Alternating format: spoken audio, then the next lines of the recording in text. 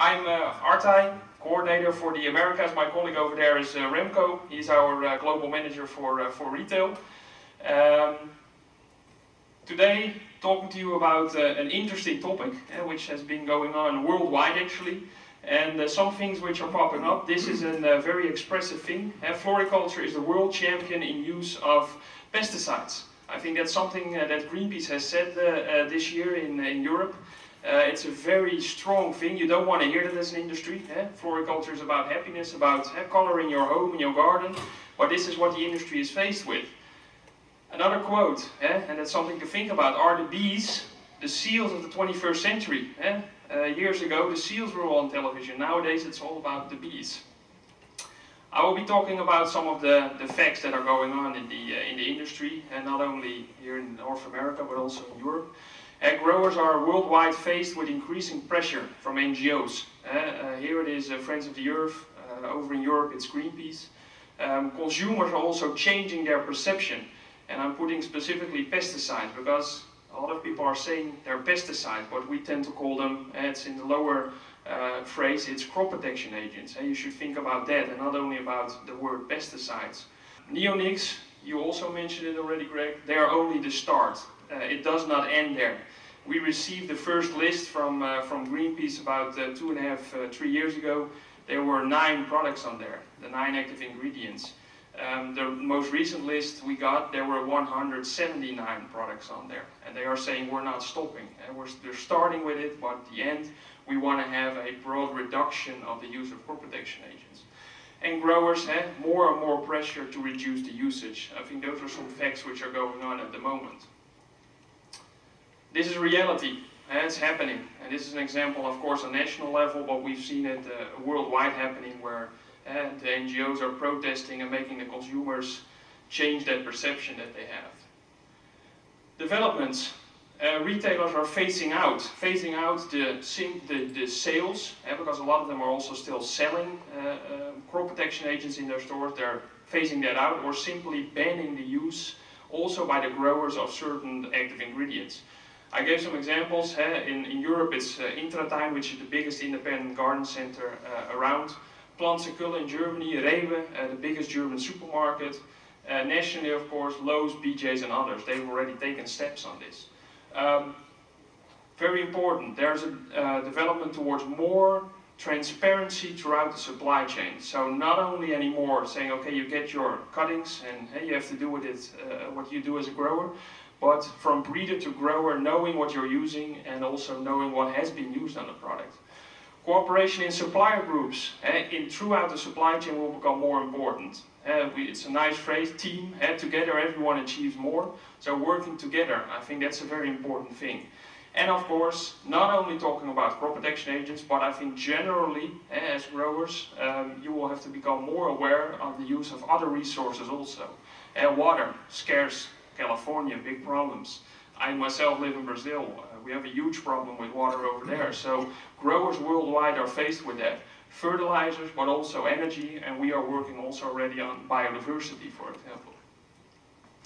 What to do as a grower? That's a very difficult question.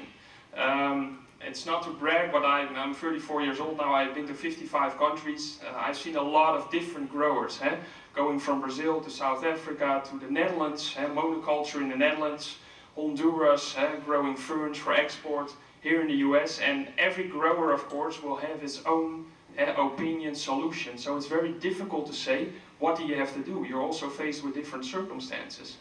What very important is, there is a need for change coming up, and it's always becoming an obligation.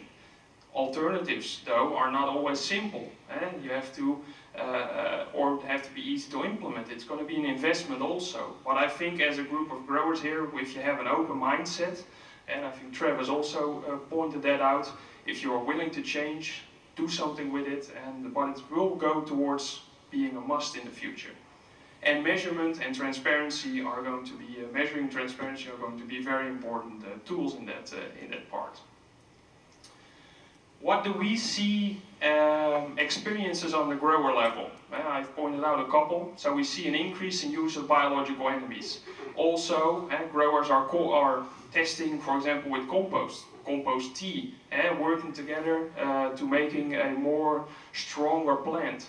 Also trials with alternative agents, biologicals, organicals, but also alternative crop protection agents, some of the new introductions in the market, for example. And a broad focus on integrated pest management. Quality control on your cuttings. What is coming in has to be of good quality. When you get product in, what you just said is being nuked with already with chemicals, crop protection agents, it's very difficult to work with that. Use of new methods, fogging. Luckily, Travis already showed the picture. Increasing scouting, I think those are very important experiences that we see. And I think here a specific thing in North America, we see that growers, bigger growers, they have their own R&D department, they're working on things, so I think that is something that is a big experience for us here in the market, in comparison, for example, to Europe. Difference over here, what I see is adjustments in greenhouses are generally difficult, expensive, there's no push from the government to help growers. For example, in the Netherlands for years we have had a fund where the government would give growers grants to help them reconstruct or expand their greenhouses. And that has been a big difference. I think also that why, for sometimes in Europe, they have created bigger greenhouses, more advanced greenhouses, and over here I see that sometimes as a difficulty. What will the future bring? I think that is for everyone a $1 million question, but I think there's no way back. As I said, it started with the neonics, but it's not going to stop there. As I said, broad reduction of use of crop protection agents and quantities. We will see a total supply chain approach, so not only individually compartmented anymore, but throughout the supply chain. Something also interesting, residue testing. We see that that will become more and more mainstream, even on flowers and ornamentals. Today there's already a push on the fruits and the vegetables, but also for flowers and ornamentals we will see that becoming mainstream. Data development. Retailers will want more transparency, verification of their suppliers. Through that, with data, they can see what have you been using and in what quantities. Furthermore, third-party certification. As part of that the big data development and verification, they will want some third-party checking their suppliers. And sustainability is really a key word for the 21st century. We started with it 20 years ago. This year is our 20th anniversary. We said sustainability already then, and we see it now more and more coming and already being there. Now, finally, I would like to share with you some facts on grower level. 3 examples. Doug Cole, I think many of you guys know him. He's been our first participant since October 2007 already. And what we did in the period of 2012-2014, even though he was already 5 years in the MPS program, he was still able to do a 5% reduction on his total usage of crop protection agents and 5% reduction in use of phosphorus. So that is something that we can show from the data, and Travis already pointed it out also. Battlefield Farms, participants since November 2010. In the period 2012-2014, they've been able to reduce their usage with 33% of crop protection agents, and 22% nitrogen and 17% phosphorus. So those are impressive numbers showing a return on the investment. Finally, Green Circle growers, participating since January 2013, they've been able in those, the 3 years, 2013-2014, a 39% reduction in the use of crop protection agents, 22% on nitrogen and 27% on phosphorus.